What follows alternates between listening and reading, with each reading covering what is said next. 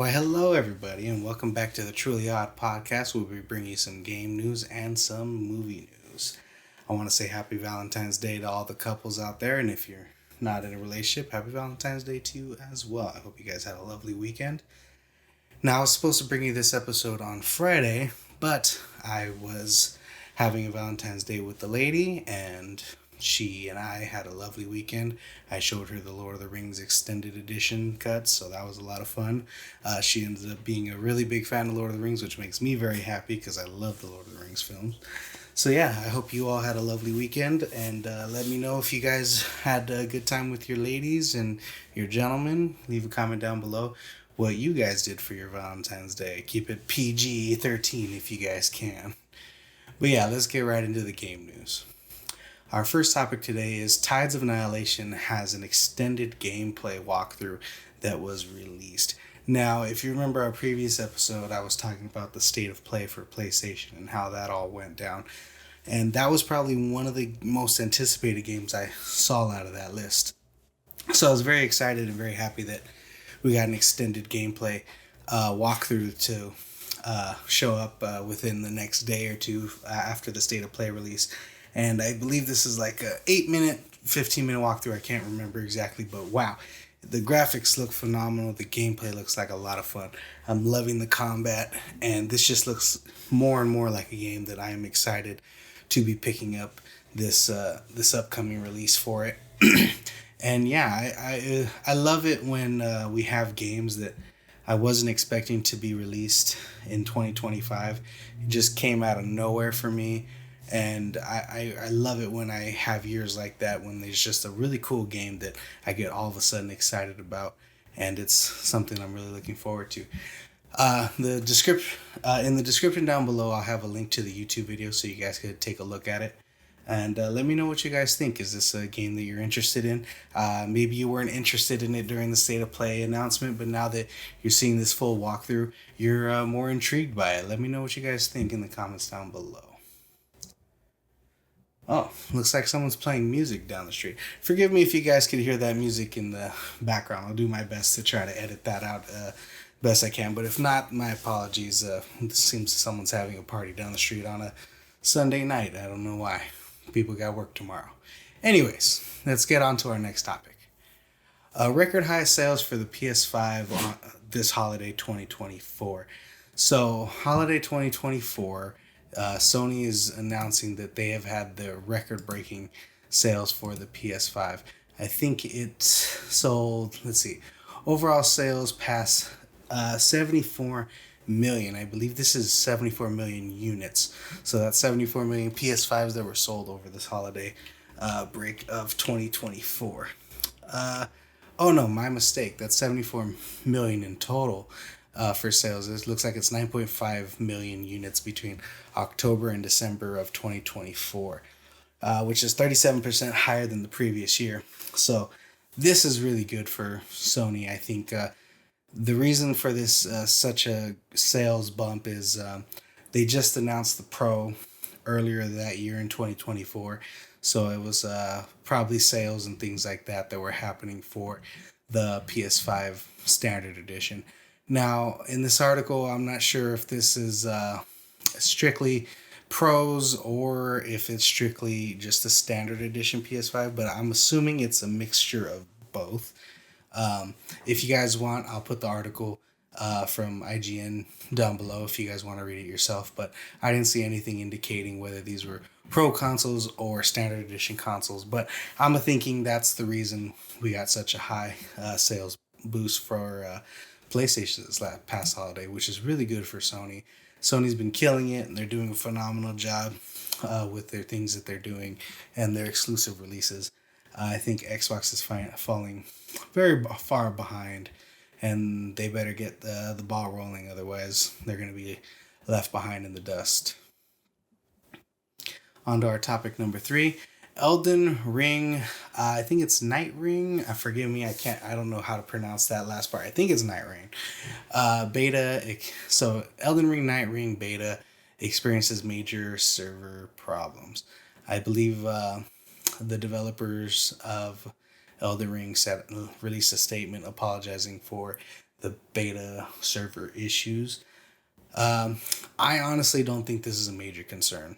Most players are probably worried and concerned about it, but this is why companies have these beta tests and these beta releases, so they can see what kind of output that the game's gonna be inquiring during the actual game release. So this lets the company know that they need to bump up the amount of server, the amount of queue space, and things of that sort, and have better bandwidth for the player base. I mean, the fact that they had a beta that wasn't good for the servers says a lot. It says how much people really want to play this game. I mean, the first game won Game of the Year.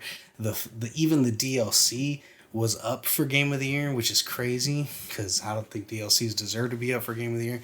But yeah, so that just goes to show that this sequel is very anticipated. So I think this is a good thing, not only for the studio but for the players. It's a good thing for the players because that means the studio needs to up what they're already doing, and now they know that they needed to up the servers, up the queues, up the bandwidth, and I believe they're going to be doing that for this game now that this beta has come out and the players are concerned.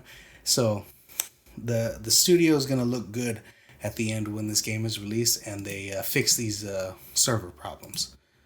So yeah, I don't think it's much big to worry about for people and for the players. Excuse me, I'm still having coughing and throat issues, so forgive me for that. But yeah, I don't think it's much to be concerned about for the players. This is something that is going to be beneficial for us in the long run. And I'm happy that they did a beta run of this Elden Ring game, so that way they can be prepared for when the game is actually released.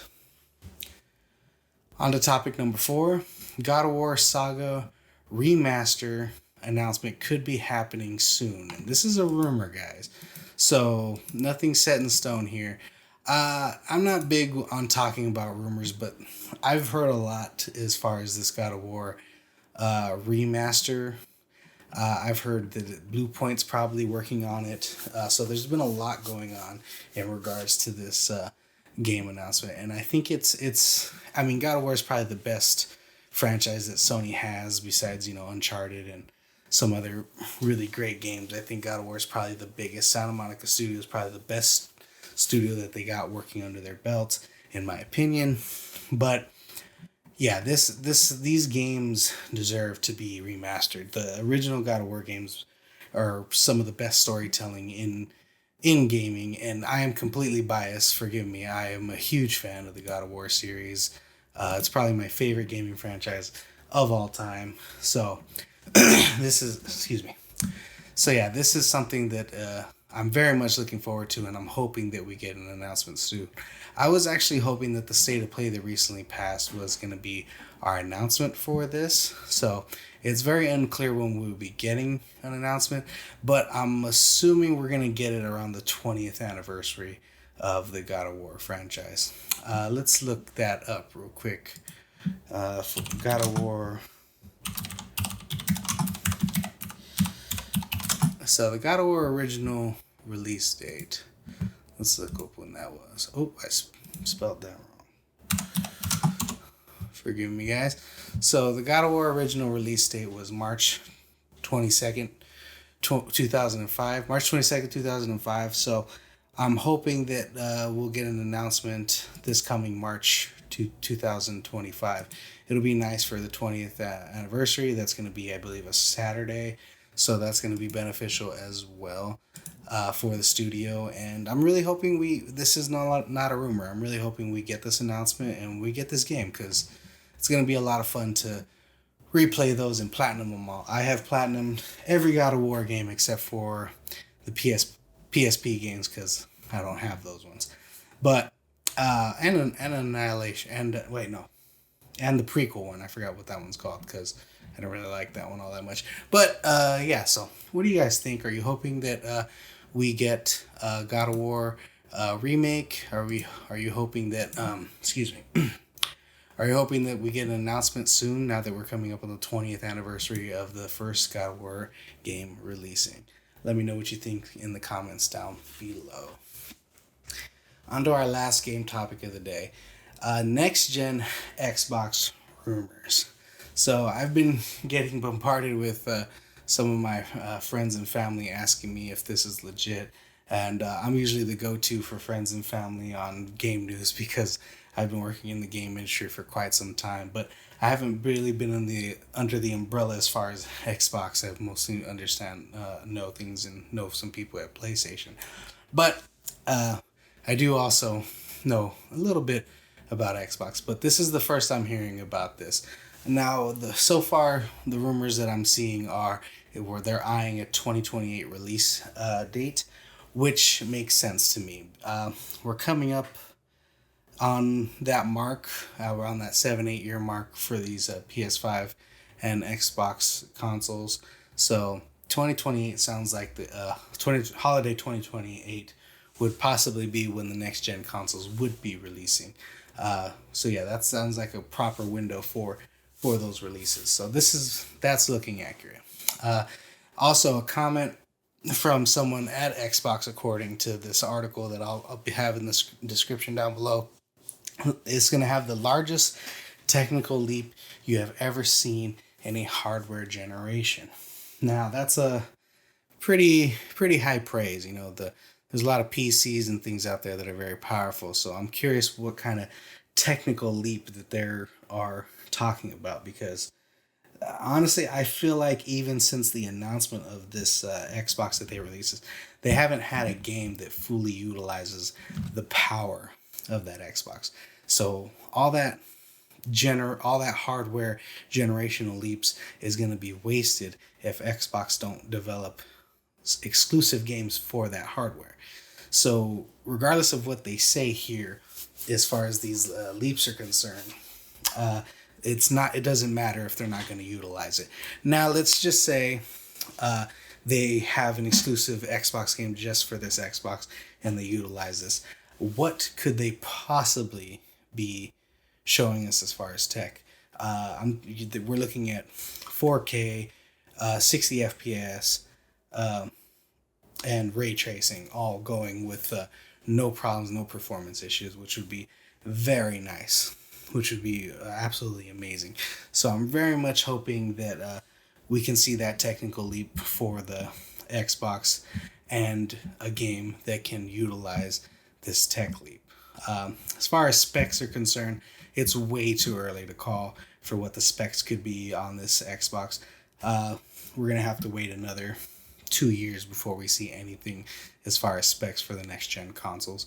We can possibly look at the PS5 Pro and imagine that, but enhanced, which would be probably the next leap in console evolution. But we'll have to wait and see. Another thing is backwards compatibility. I think Xbox has been the best when it comes to backwards compatibility. They surpass PlayStation ridiculously in this category. The fact that you can play an original Xbox game on this new Xbox is crazy to me. I love that. I think it's phenomenal, and I'm hoping that Sony follows suit. But again, Sony won't have to compete with Xbox if they don't get their shit together. So we'll see what happens there. And then another possible rumor for this next generation of Xbox is a possible handheld.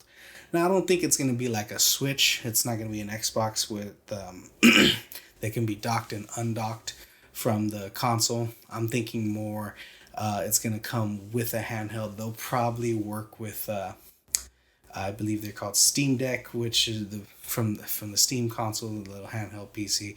So that'd be nice to see Xbox try their first handheld. At least I think it's their first handheld. I can't recall Xbox having one.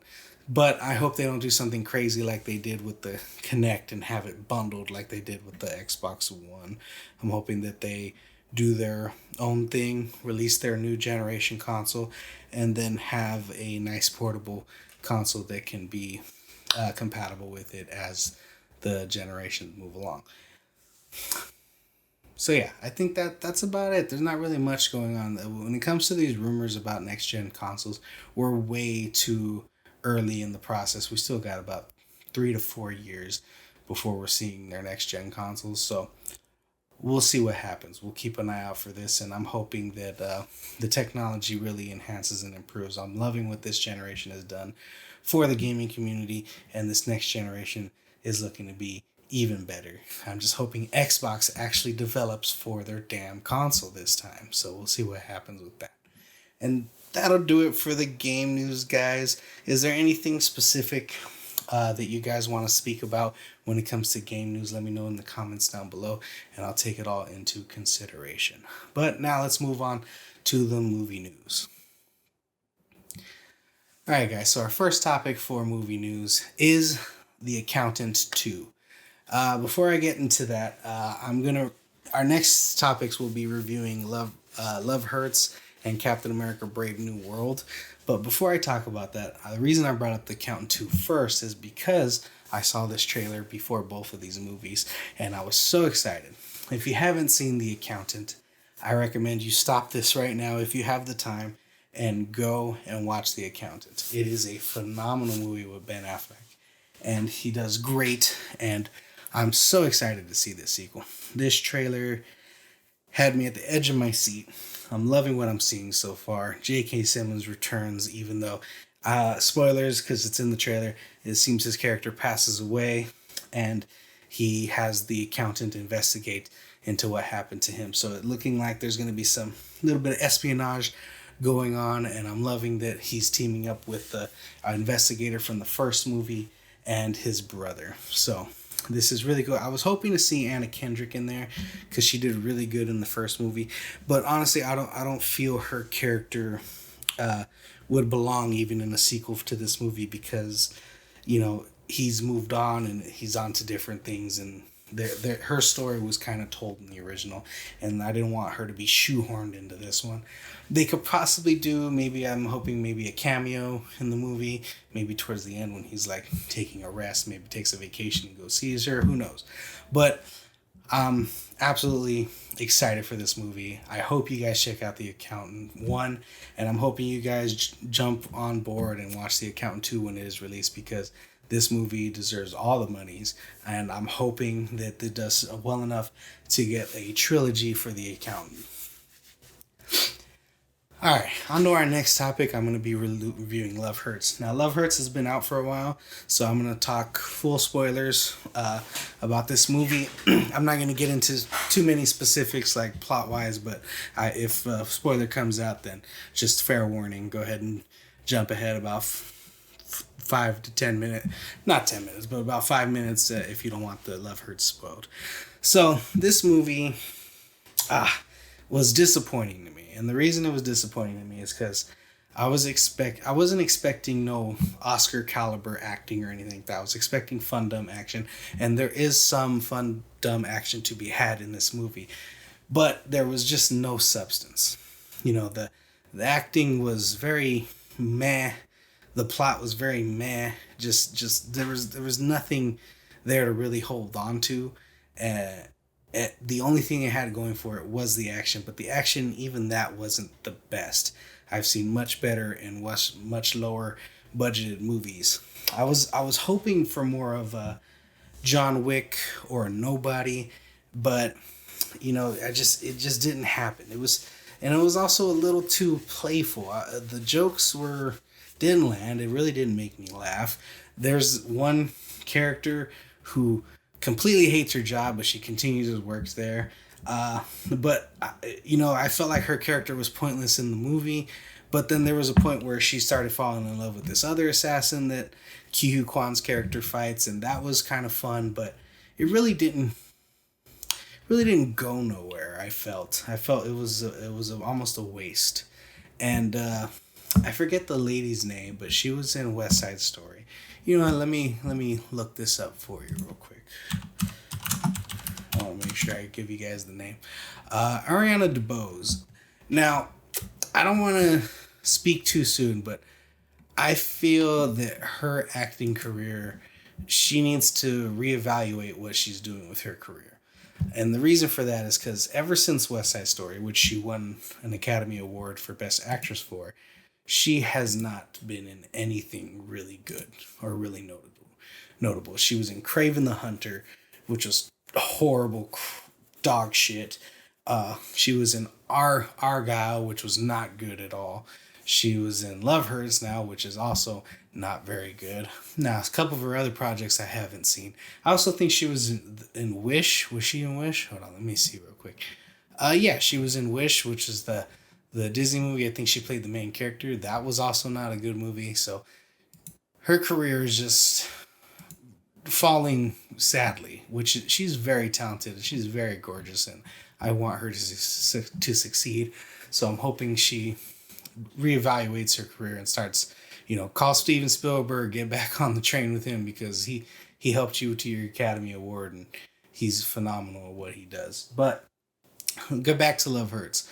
Yeah, there's just no substance. We had Marshawn Lynch in here, which is a football player.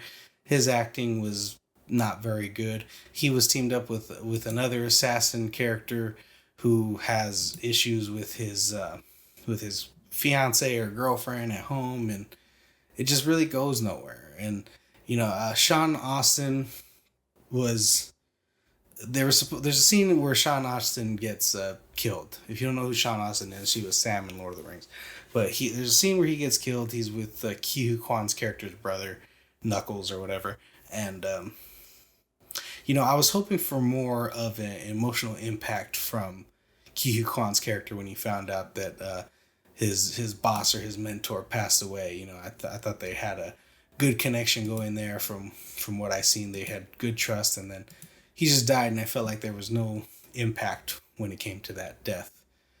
So yeah, just a horrible, not a horrible movie, just a bad movie overall. And I'm very sad to see that, because every movie Ke Kwan was in before this was really, really good.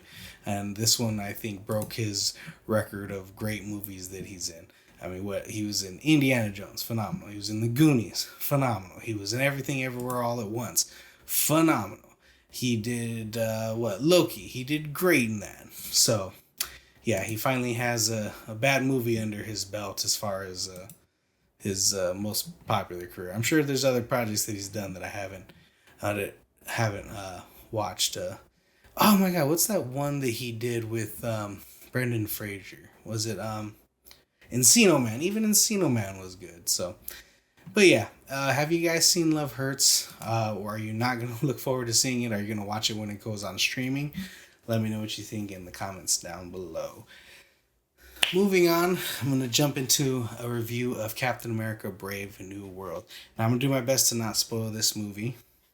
So feel free to sit here and listen if you're not worried about spoilers. Now, I will talk about the trailers, so if you haven't seen the trailers either, just feel free to look out for that. This movie was okay.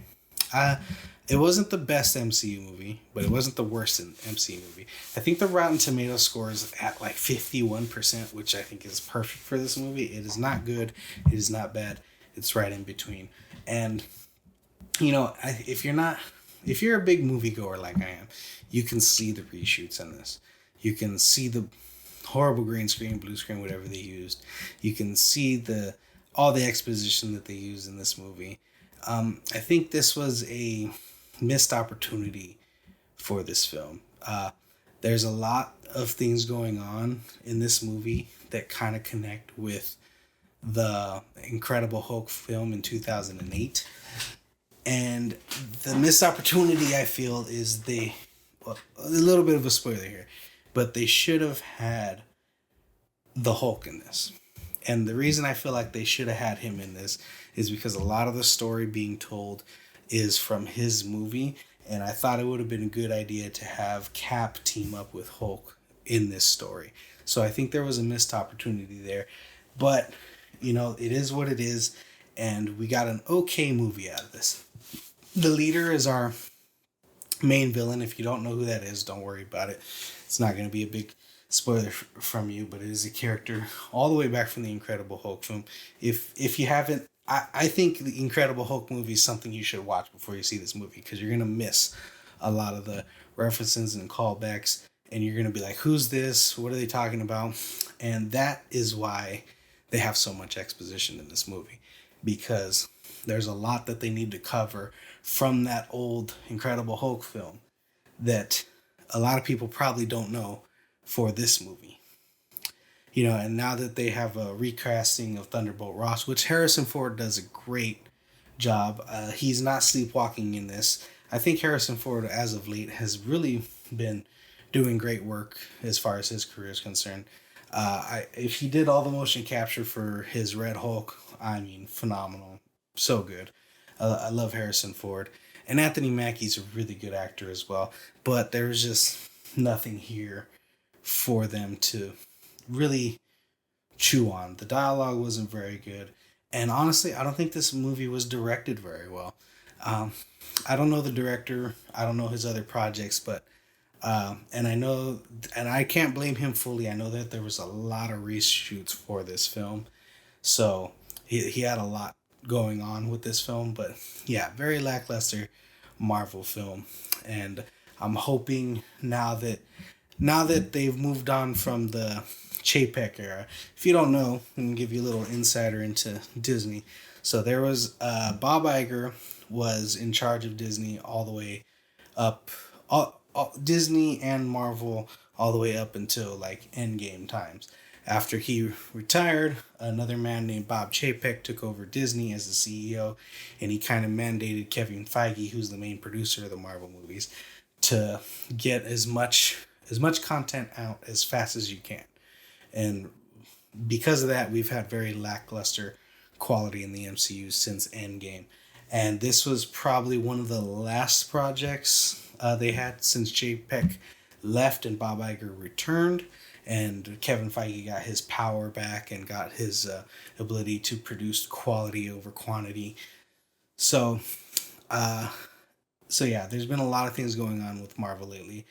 They completely reshot the whole Daredevil series, and I think they did the best they could to make this movie as good as they could. I can't imagine what this movie was like before the reshoots.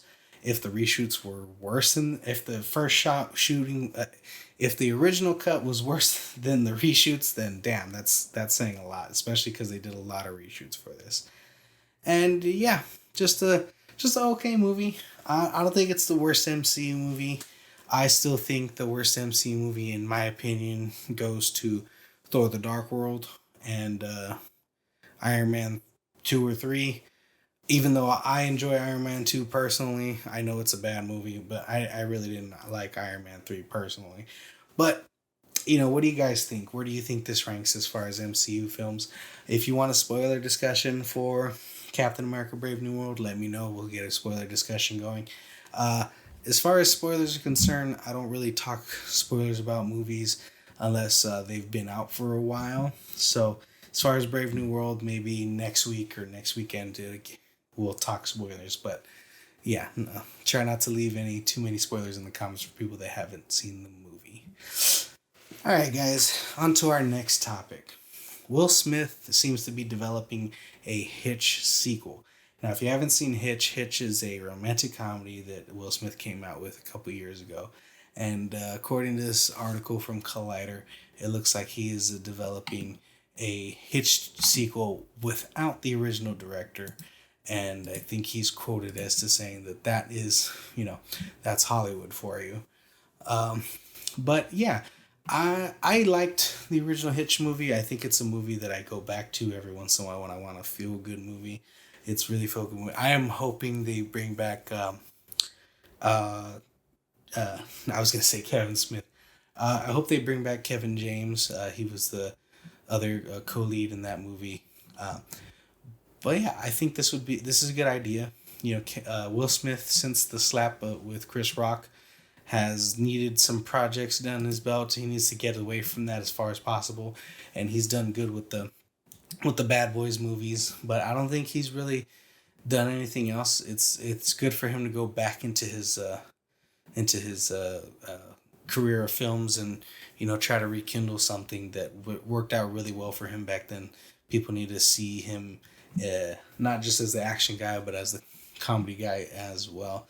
I don't think he can go back to Men in Black. Men in Black's kind of played out, so I think this is one that he can really do. It'd be nice also to see Eva Mendes return as his love interest, and maybe he picked back up on giving guys advice, and we can focus on another Kevin James like character flirting with trying to get with somebody or something. So yeah, I think this could be a lot of fun and a good project for Will Smith, so he can revamp his career and get the ball rolling back for him.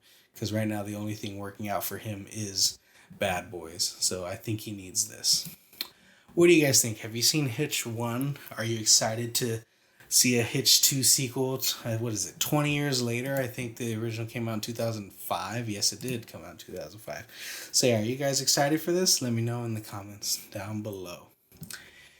And our last topic for today, seems to be 2 movies inspired by Stan Lee in development. Now, when I first read this title, my assumption is there was 2 movies about Stan Lee's life in development. But after reading this Collider article a little bit, it looks like it's 2 projects from things that he's worked on in the past. And those would be Heroes at Large and Silver Sentinel. Now, I have not heard of Heroes at Large, and I have not heard of Silver Sentinel. When I looked up Silver Sentinel, I saw a Yu-Gi-Oh card, so I have no idea what the Silver Sentinel could be. I didn't do a lot of research. I'm sure I could have found it if I did a little more due diligence, but I just wanted to talk about these specifically.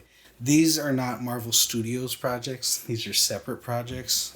So I don't think these are going to be part of the Marvel Cinematic Universe, or I don't think they have anything to do with the Marvel Cinematic Universe. These are just other projects that he's worked on. And I know Stan Lee he was a great comic book creator, and he's a great creator in general. So I'm hoping that these 2 projects could be something really fun and really interesting. Big Hero 6 was another one that they did, but that was, again, Disney and Marvel. It wasn't Marvel, but it was like it was a Disney movie. But yeah, I think this could be interesting to see what other Stan Lee characters could be, how they could be portrayed in film and in projects. But what I really wanted to talk about, besides Heroes at Large and Silver Sentinel, was I think there needs to be a Stan Lee movie. I think the industry is really missing out on telling his story. He has such an interesting story to tell about his life. We've seen movies, Catch Me If You Can, other ones that are based on true events and true stories, and I think Stan Lee deserves to have a story told about him. And honestly, I think the director to do it, because he loves Stan Lee, he was friends with Stan Lee, I think Kevin Smith should do it. Now, this is all just me hoping and wishing, but let's take time to just hope and wish for this project and put it out there in the universe, and hopefully it comes true. I think Kevin Smith, a studio should get Kevin Smith and to work with him on making a biopic of Stan Lee. Kevin Smith loves this man. He's worked with him in Mallrats. He worked with him in a couple other projects. I can't remember exactly what he's worked with him, but I think he would do his best to tell this Stan Lee story and do it justice. So I'm really hoping that one of these days the studio can tell his story. But what do you guys think? Are you hoping for a Stan Lee biopic to happen eventually one of these days? Or have you heard of Heroes at Large? Have you heard of Silver Sentinel? Are you looking forward to these projects? Are you hoping they can start a new franchise like the Marvel Cinematic Universe? Let me know what you guys think. And I want to thank you guys for tuning in to the Truly Odd podcast. Forgive me for getting this episode to you guys late. I'm going to try to do my best to stay on schedule for Monday, Wednesdays, and Fridays going forward. But I'm happy we can get this done. And again, happy Valentine's Day to you guys. Thank you so much. Have a lovely day, everybody.